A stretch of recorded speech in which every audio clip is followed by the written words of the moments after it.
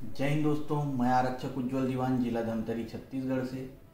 जैसा कि आप सभी को पता है कि पिछले सप्ताह हमारे एक आरक्षक भाई पुष्पराज सिंह की संदिग्ध परिस्थितियों में मृत्यु हो गई थी और उनकी मृत्यु के बाद बहुत सारी बातें उठी, जिसमें जांच की भी बात उठी, क्योंकि परिस्थितियां प्रथम दृष्टया काफ़ी संदिग्ध नज़र आ रही हैं और उसमें जांच होनी भी चाहिए, क्योंकि पुष्पराज की मृत्यु शायद हत्या हो सकती है, ऐसा सभी को प्रतीत हो रहा है। और जांजगीर एसपी मैडम ने मजिस्ट्रियल जांच का आदेश दिया हुआ है। माननीय गृह मंत्री महोदय ने भी जांच के आदेश दिए हैं और जांच होनी भी चाहिए। लेकिन इन सब बातों के बीच में एक मीडिया चैनल ने, स्वदेश 24 नाम का ये मीडिया चैनल है, इसने एक वीडियो जारी किया है जिसमें पुष्पराज को विलेन बताने की पूरी कोशिश की है। पुष्पराज का एक ऑडियो क्लिप चलाया जो वर्ष 2018 का ऑडियो क्लिप है, जिसे वो 2021 में दिखाकर उसको विलेन बना रहे हैं। उस ऑडियो क्लिप में जो भी बातें की गई थी वो परिस्थितिवश पुष्पराज के द्वारा कही गई थी। पुष्पराज का इंटेंशन वैसा नहीं था। जो परिस्थितियां बनी थी उसके हिसाब से उसने ऐसी बातें बोली थी।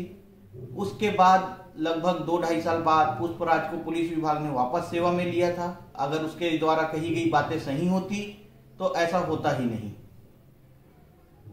उसको पुलिस विभाग ने सेवा में लिया। पुष्पराज ने अपनी 1 साल की सैलरी मुख्यमंत्री राहत कोष में दान करने के लिए भी लिखा था एप्लीकेशन, और यदि उसके खाते से वो पैसे नहीं कटे तो वो पुष्पराज की गलती नहीं है, क्योंकि उसने दान करने के लिए आवेदन कर दिया था। जिन्होंने पैसे नहीं काटे वो उनकी परेशानी है। अब मैं स्वदेश 24x7 वाले से कहना चाहूंगा कि आप 2018 का वीडियो क्लिप दिखाकर क्या साबित करना चाहते हैं।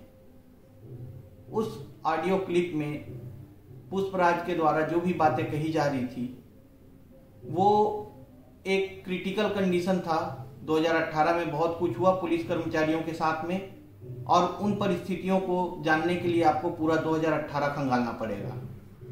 उन सब के बीच में आपने ये कह दिया कि पुष्पराज माओवादी बनना चाहता था, नक्सली बनना चाहता था, ISIS में जाना चाहता था, आतंकवादी बनना चाहता था। उसका आतंकवादियों नक्सलियों से शहरी कनेक्शन है। आपको ये दिखाने से पहले पूरी चीजों को जांच पड़ताल करनी चाहिए थी। किसी और के कहने पे आप ये सब दिखाने लग गए। पत्रकारिता की इतनी ओछी हरकत मैंने आज तक नहीं देखी है। पत्रकारिता का स्तर ना गिराएं आप लोग।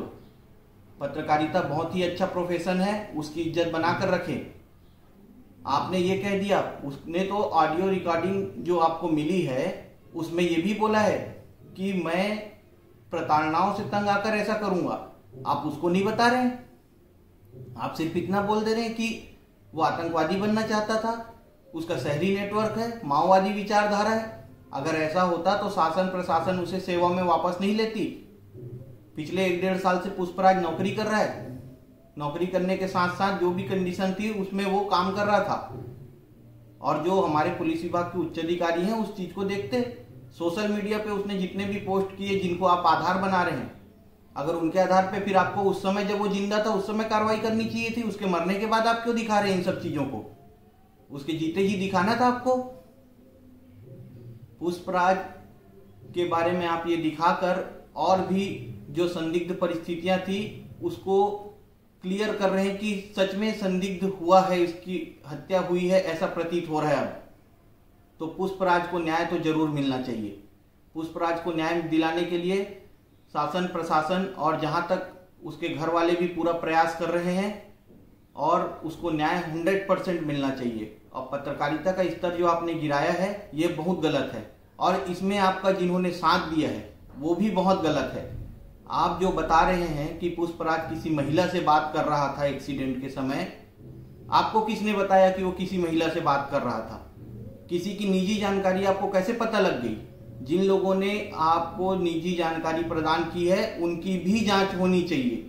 जांच बहुत अच्छे से होनी चाहिए। मैं छत्तीसगढ़ शासन से निवेदन करूंगा और जांजगीर एसपी मैडम से भी निवेदन करूंगा कि जांच बहुत अच्छे से करवाएं मैडम, क्योंकि अब ये जो चीजें सामने आ रही हैं, पत्रकार भाई जो बोल रहे हैं कि वो किसी से बात कर रहा था, ये किसी से बात कर रहा था, वो तो किसी को पता ही नहीं, लेकिन इन पत्रकारों को कैसे पता चल गया कि वो किसी से बात कर रहा था। मतलब उसकी निजी जानकारियां लीक की गई हैं और जिनके द्वारा लीक की गई हैं उनके ऊपर भी उचित कानूनी कार्रवाई की जाए। पुष्पराज को न्याय दिलाने के लिए जो भी होगा आप लोग प्रयास कीजिए, और यदि उसकी हत्या हुई है तो बिल्कुल उसमें हत्यारों को सजा दिलवाइए। बस यही मेरा आपसे कहना है।